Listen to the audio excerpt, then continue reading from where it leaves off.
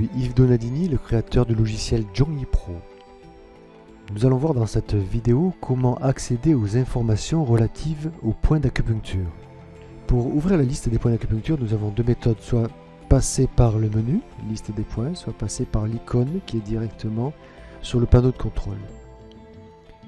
Voici la liste des points d'acupuncture. Nous pouvons chercher les différents points en tapant les éléments qui sont à l'intérieur des noms des points que nous cherchons. Ici en tapant GI, nous avons tous les points du gros intestin. Ici en surligné, nous avons GI4, recou.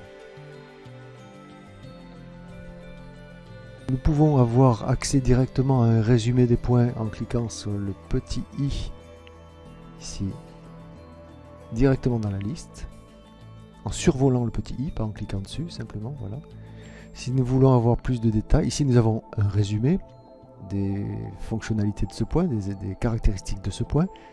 Si nous voulons avoir plus de détails, nous double-cliquons sur le point en question et nous avons la fiche du point qui s'ouvre. Dans cette fiche, nous avons donc un onglet avec 4 éléments. Premier élément divers, nous avons la localisation du point, le type de puncture, les contre-indications, notamment ici pour recou, nous voyons que c'est contre-indiqué en cas de grossesse. Le méridien sur lequel le point se trouve, il faut savoir que certains points se trouvent à la croisée de plusieurs méridiens. Les zones corporelles sur lesquelles ce point a une action. Ici nous voyons que le GI4 a des actions sur la bouche, sur le coude, toujours avec une action distale. Si nous voulons voir par exemple aussi les autres points qui ont une action sur la bouche, on double-clique sur cet élément et nous avons les autres points d'acupuncture. Donc on voit estomac 4, estomac 6, estomac 7, estomac 44, etc. Le type de point, recou est un point UN source. Sur ce tableau-là, nous avons la liste des formules du logiciel qui contiennent le G4. En survolant le petit i, nous avons la composition de ces formules. Si on veut voir la fiche d'une formule, il suffit de double-cliquer dessus et nous avons la formule d'acupuncture, la fiche de la formule d'acupuncture qui s'ouvre. Nous verrons ça dans plus en détail dans une autre vidéo. Passons maintenant aux actions et aux symptômes et aux indications de ce point, recou. Les actions thérapeutiques, donc dissiper le vent chaleur, dégager le nez, dissiper le vent froid, etc. Ces actions sont classées par ordre d'efficacité thérapeutique, avec le nombre de petites étoiles ici. Si nous ne savons pas exactement à quoi correspondent ces actions, nous pouvons survoler le i pour nous expliquer, Nous avons donc un petit mémo qui nous explique donc la signification de chacune des actions. Ici, dissiper le vent chaleur, donc par exemple, je lis.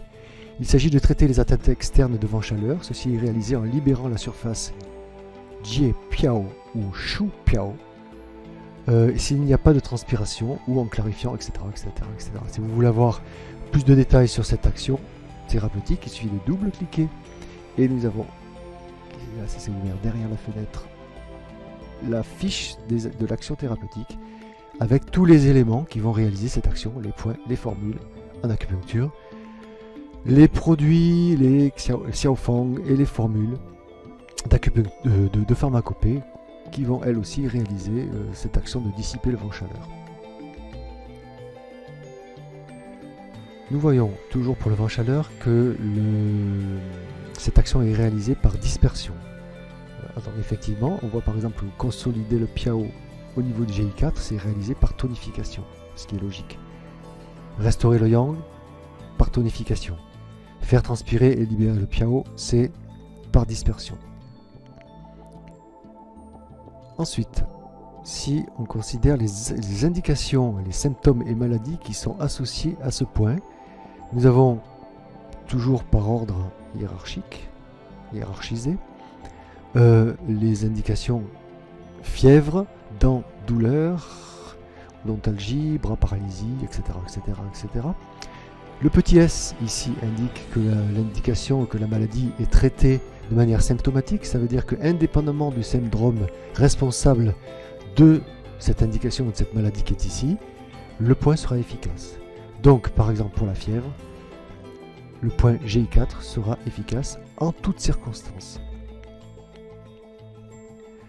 De la même manière, si nous voulons connaître tous les éléments du logiciel, c'est-à-dire tous les points d'acupuncture, toutes les formules d'acupuncture, tous les produits de pharmacopée, les formules, etc. qui sont efficaces pour la fièvre, il suffit de double-cliquer dessus et nous avons tous les éléments efficaces. Pour la fièvre, on voit GI11, Toumaï 14, Poumon 11, différents types de formules, et en pharmacopée, des produits qui clarifient la chaleur, évidemment, donc Ronquine, etc. etc. Donc cette fiche sera vue plus en détail dans une autre vidéo dédiée aux symptômes et aux maladies. Donc revenons au point. Nous avons ensuite un mémo sur lequel nous pouvons mettre exactement, enfin, où vous pouvez mettre exactement ce que vous voulez, qui sera enregistré, toutes les informations que vous désirez, c'est un mémo qui est libre. Et ensuite, une image qui correspond à la localisation du point. Donc ici, nous avons donc qui est repris l'élément qui correspond, enfin le texte qui correspond à la localisation du point, donc au sommet de la saillie musculaire entre le pouce et l'index, légèrement dévié vers l'index. Si nous double-cliquons sur l'image, nous avons une image qui s'ouvre en parallèle de l'image de la fiche principale du point, sur laquelle nous pouvons voir le point GI4 qui est ici. Si on utilise la molette de la souris et le contrôle du clavier, nous pouvons faire un agrandissement sur le point. Voilà. Ceci est possible aussi sur la fiche du point. Voilà, ceci termine cette courte vidéo dédiée aux listes et aux fiches de points d'acupuncture d'Anjomi Pro. J'espère qu'elle vous aura été utile. Salut à tous, bonne pratique.